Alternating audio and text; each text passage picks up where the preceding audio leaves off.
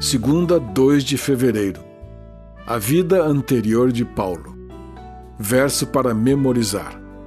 O que eu quero é conhecer Cristo e o poder de sua ressurreição, tomar parte nos seus sofrimentos e me tornar como ele na sua morte, para, de algum modo, alcançar a ressurreição dentre os mortos.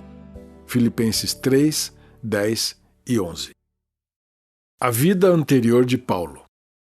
É comum que os cristãos, ao se converterem, pensem em sua vida em termos de antes e depois de aceitar Jesus, assim como Paulo em Filipenses 3. No entanto, seja certo ou errado, às vezes nos referimos àqueles que não são cristãos como pessoas boas e, segundo os padrões do mundo, muitos de fato são. Contudo, comparados aos padrões de Deus, ninguém é bom, nem mesmo os cristãos. Ouça Filipenses 3, 4 a 6. É verdade que eu também poderia confiar na carne. Se alguém pensa que pode confiar na carne, eu ainda mais. Fui circuncidado no 8º dia. Sou da linhagem de Israel, da tribo de Benjamim, hebreu de hebreus. Quanto à lei, eu era fariseu. Quanto ao zelo, perseguidor da igreja. Quanto à justiça que há na lei, irrepreensível. Pergunta 2. Paulo menciona diversos aspectos de sua vida que, em outro tempo, ele viu como motivo de orgulho.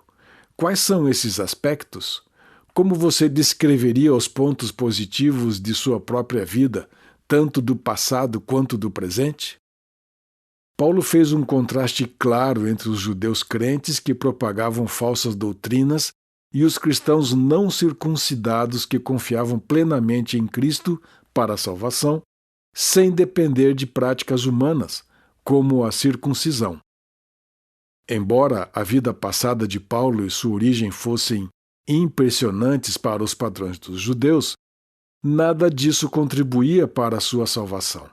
Na verdade, essas credenciais o impediram, por um tempo, de enxergar sua real necessidade de Cristo. Paulo não era apenas circuncidado, ele era do 8º dia, o que indicava que, como israelita de nascimento e membro do povo da aliança, foi circuncidado exatamente no seu 8º dia de vida, conforme a lei. Ele também fazia parte da tribo de Benjamim, uma das mais importantes, que incluía cidades de grande relevância em Israel. Além disso, Paulo falava hebraico fluentemente e, como aluno de Gamaliel, o velho e fariseu, possuía um profundo conhecimento da lei e de suas tradições. Paulo era tão zeloso pela lei que chegou a perseguir a igreja, acreditando que ela ameaçava o estilo de vida judaico que ele pensava ser ordenado por Deus. Embora fosse considerado irrepreensível, segundo a justiça baseada em normas humanas, Paulo percebeu que a verdadeira exigência da lei era muito mais profunda do que ele imaginava e que, sem Cristo, ele estava condenado diante dela. Ouça Romanos 7, 7 a 12. Que diremos então? Que a lei é pecado? De modo nenhum. Mas eu não teria conhecido o pecado a não ser por meio da lei. Porque eu não teria conhecido a cobiça se a lei não tivesse dito, não cobice. Mas o pecado, aproveitando a ocasião dada pelo mandamento, despertou em mim todo tipo de cobiça. Porque, sem lei, o pecado está morto. Houve um tempo em que, sem a lei, eu vivia. Mas quando veio o mandamento, o pecado reviveu e eu morri. E verifiquei que o mandamento que me havia sido dado para a vida, esse se tornou o mandamento para a morte. Porque o pecado, aproveitando a ocasião dada pelo mandamento, me enganou. E por meio do mandamento, me matou.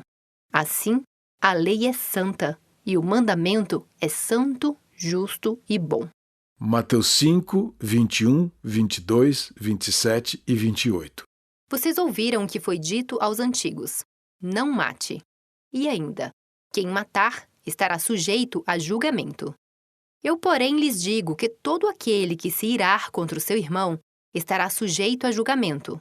E quem insultar o seu irmão estará sujeito a julgamento do tribunal. E quem o chamar de tolo estará sujeito ao inferno de fogo.